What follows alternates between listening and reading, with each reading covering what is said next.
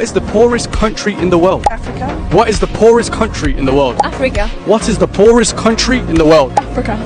Now, when you travel out of Africa to other continents around the world, you discover that 80% of its population, the population found in countries within that continent, believes that Africa is a country. My question is, are these people not taught about the continents that make up the world? Are these people not educated about the continents, the number of continents that make up the world? Because I don't understand. Those that have traveled out of Africa will understand what I'm saying. Majority of the world's population in other continents believe that Africa is a country. Now, this is not even my point of focus. My point of focus is the question being asked to all these ladies.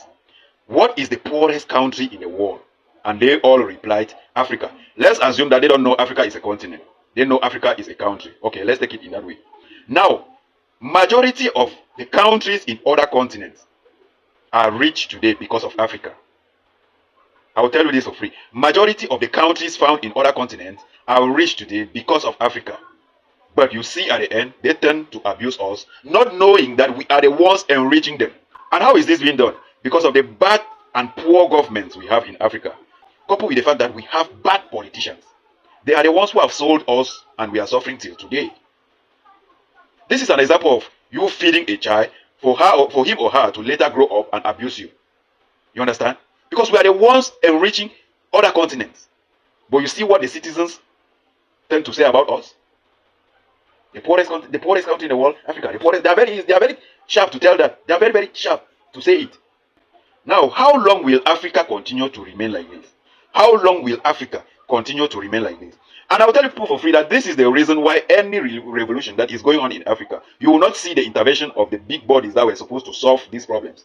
Because they know that if they solve these problems in favor of those that are agitating, it will definitely cause them problems for them to come and extract the raw materials that are found in Africa to go and enrich their countries. And that's the main problem. That is the main reason why you see Africa fighting today and you cannot hear of the Western world or the people that were supposed to solve the problem with the likes of other bodies coming in to solve these problems. Because they know that if they come to solve the problems, they will definitely solve the problems in their disfavor. You understand? They will definitely solve the problems in their disfavor. And at that moment, the countries within their own regions won't be able to come to Africa again to extract raw materials, to go and enrich themselves. And at that point, they are going to be a problem in those countries. Now, my question is, how long are we going to continue to take this in Africa? How long are we going to continue to enrich other continents while they take us like the poorest continent, the poorest country? How long are we going to continue living in this shit?